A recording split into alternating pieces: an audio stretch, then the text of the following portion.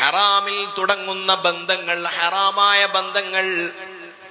ഇന്നെന്താണ്? നിക്കാഹിന് മുമ്പ് തന്നെ ബന്ധങ്ങൾ തുടങ്ങുന്നു, ഫോൺ വിളിയിലൂടെ ആരംഭിക്കുന്നു. നിക്കാഹിന്റെ പേരിലാണെങ്കിലും എന്തൊക്കെ പേക്കൂത്തുകളും മാമൂലുകളുമാണ് നടന്നുകൊണ്ടിരിക്കുന്നത്. നിശ്ചയമാണ്, കല്യാണവും നിക്കാഹും എന്നാണെന്ന് തീരുമാനിക്കേണ്ട ദിവസമാണ്. ആ ദിവസം തന്നെ നിശ്ചയമുറപ്പിക്കാൻ വേണ്ടി ഒരുപാട് സാധന സാമഗ്രികളുമായി കൊട്ടയും പൂവും തലയിൽ വെച്ചുകൊണ്ട് വരി വരിയായി റാലിയായി വീട്ടിലേക്ക്, പെണ്ണിന്റെ വീട്ടിലേക്ക് വരുന്നു വരന്റെ വീട്ടുകാർ.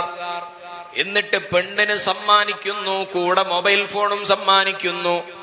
മൊബൈൽ ഫോണിലൂടെ കോളുകളാകുന്നു, ചാറ്റിങ്ങുകളാകുന്നു. നിക്കാഹ് കഴിഞ്ഞിട്ടില്ല.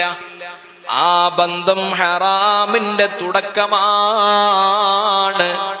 അവിടെ കാണാൻ പാടില്ല, ഫോൺ വിളിക്കാൻ പാടില്ല, ചാറ്റ് ചെയ്യാൻ പാടില്ല എന്നതാണ് ഇസ്ലാമിന്റെ നിയമമെന്നിരിക്കെ ചാറ്റ് ചെയ്യണമോ, കൂടെ കൊണ്ടുപോകണമോ, പരസ്പരം കാണണമോ? നിക്കാഹ് ചെയ്തു കൊടുത്തോളൂ.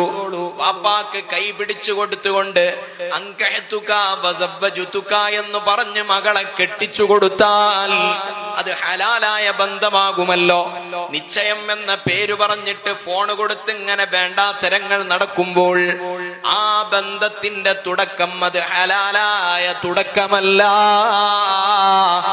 പകരം അത് ഹറാമിന്റെ തുടക്കമാണ്. ആ ഹറാമായ തുടക്കങ്ങളിൽ നിന്ന് പ്രതീക്ഷിക്കപ്പെടേണ്ടത് ഹലാലാകണമോ? ഉത്തരവാദിത്വം നമുക്കുമില്ലേ? മക്കളെ മാത്രം കുറ്റം പറഞ്ഞിട്ട് നമുക്ക് മാറി നിന്ന് കൈ കൊഴുകി കളയാൻ കഴിയുമോ? ഈ ബന്ധം തുടങ്ങിയാലല്ലേ അതിൽ നിന്നുള്ള ഉൽപ്പന്നങ്ങളും നന്നായി കിട്ടുകയുള്ളൂ. ഹലാലായ നിലക്കുള്ള ബന്ധങ്ങളാകേണ്ടയോ? ഹലാലാകണം.